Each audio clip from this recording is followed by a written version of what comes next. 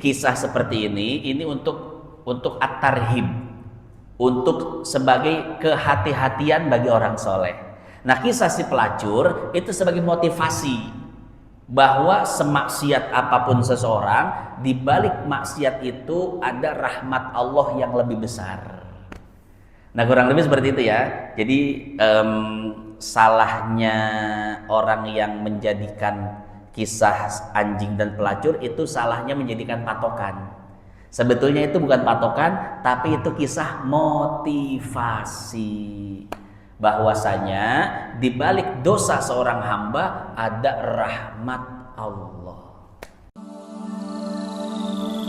Pertama, saya kasih cerita. Ada seorang perampok.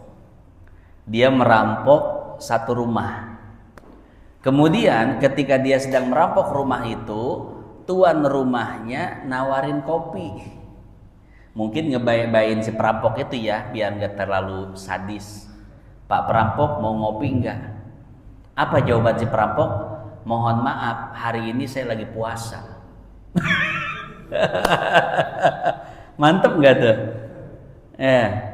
Ditawarin kopi sama tuan rumah, kata si perampok, mohon maaf, hari ini saya lagi puasa. Kaget si tuan rumah, kok ada perampok puasa?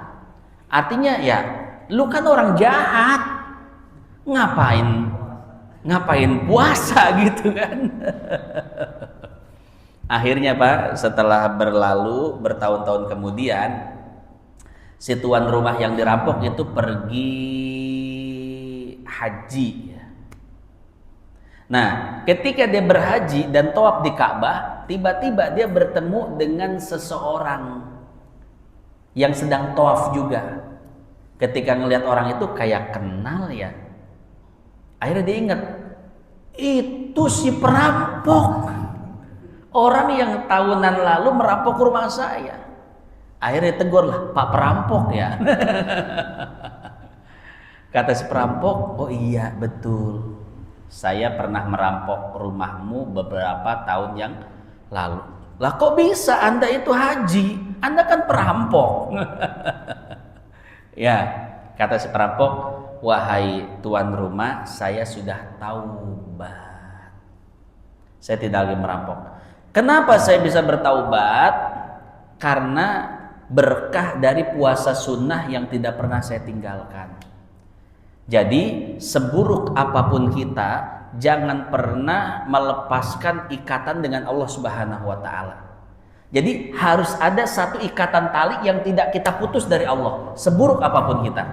Nah, dari sekian banyak tali-tali yang menghubungkan saya dengan Allah atau kita dengan Allah, satu tali yang tidak pernah saya putus, yaitu puasa sunnah. Saya nggak sholat, saya nggak ini, saya nggak itu, saya penjahat. Cuman ada satu ikatan yang tidak pernah saya lepaskan dari Allah, yaitu puasa sunnah. Walaupun saya bejat, zolim, ahli maksiat, tapi saya nggak pernah tinggalkan puasa sunnah. Nah, karena satu ikatan itulah yang membuat saya bertaubat. Sama dengan si pelacur itu. Walaupun dia seorang pelacur, tukang zina, tukang maksiat, tapi dia masih punya harapan kepada Allah. Ya Allah, ibadah yang saya bisa itu cuma ini doang, sedekah. Mungkin sholat saya males, hadir pengajian gak mungkin, dipoyokan, head jablay ngaji. Ya, dilet. Tidak ada amal yang bisa saya lakukan kecuali ini yang paling gampang. Dan inilah amalan yang saya tidak akan lepas, karena ini adalah amalan merupakan satu ikatan antara aku dengan engkau. Tuh. Ya. Nah, barangkali itulah yang diharapkan oleh si pelacur itu. Ya, terus membuat ikatan dengan Allah. Dia pun merasa pasti dia itu dosa, dia itu pezina, cuman dia tidak mau putus hubungan dengan Allah. Nah, itu jawaban dari pertanyaan pertama. Pertanyaan kedua tentang seorang pelacur yang memberikan seekor minum kepada seekor anjing. Akhirnya si pelacur itu mendapatkan ampunan dari Allah lalu masuk surga. Itu hadis sahih riwayat Bukhari.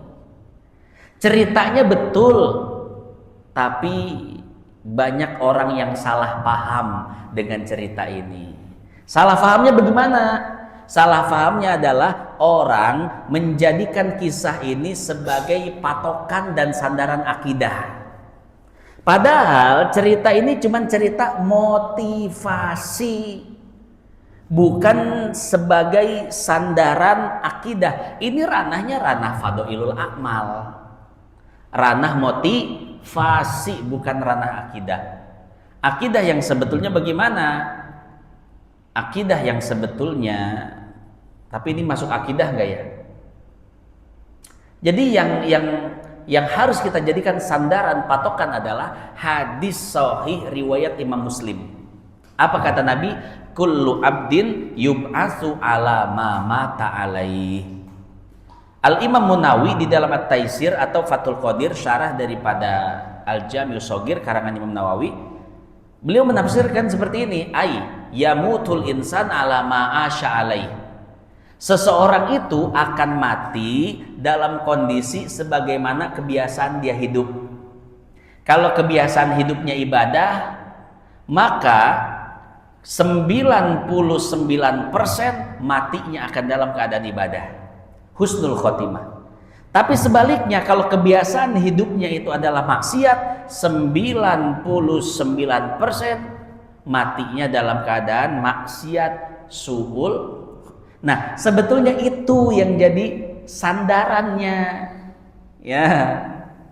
Nah, adapun ahli maksiat matinya husnul khotimah, kayak cerita anjing tadi. Ada yang sebaliknya, ahli ibadah matinya su'ul khotimah. Nah, ini nggak bisa dijadikan patokan karena ini hanya sebagian kecil, 1%. Jadi ahli maksiat yang matinya husnul khotimah itu cuma 1%. Dari 100 orang mungkin cuma 1 yang begitu. Bahkan nggak mesti dari 100 orang, dari 1000 orang bahkan. Mungkin dari 1000 orang, dari 1 juta orang yang mengalami cerita seperti pelacur tadi itu cuma 1 orang. Ya, ahli maksiat matinya husnul, dari 1.000.000 1.000 orang paling cuma 1 orang yang ngalamin itu. Salahnya kita itu menjadikan yang 1% sebagai patokan dan melupakan yang 99%. Ada lagi kisah orang soleh seumur hidupnya ibadah Pak, tapi matinya su'ul khotimah. Itu bukan patokan juga karena cuma 1%. Itu hanya sebagai kisah at-tarhib, nyingsieun bahasa orang nama. Atau bahasa Indonesianya apa? Nyingsieun. Nakut-nakutin. Artinya apa? Jangan kepedean. Setelah banyak amal, setelah rajin ibadah, jangan kepedean masuk surga. Maksud Allah tuh begitu. Kenapa? Karena ada kisah orang soleh su'ul khotimah. Artinya jangan ada ujub, ria, takabur, kepedean masuk surga. Nah, jadi kisah seperti ini untuk at-tarhib, untuk sebagai kehati-hatian bagi orang soleh. Nah, kisah si pelacur itu sebagai motivasi bahwa semaksiat apapun seseorang, di balik maksiat itu ada rahmat Allah yang lebih besar. Nah, kurang lebih seperti itu ya. Jadi salahnya orang yang menjadikan kisah anjing dan pelacur itu salahnya menjadikan patokan. Sebetulnya itu bukan patokan, tapi itu kisah motivasi. Bahwasanya di balik dosa seorang hamba ada rahmat Allah. Kurang lebih seperti itu. Wallahu a'lam bishawab.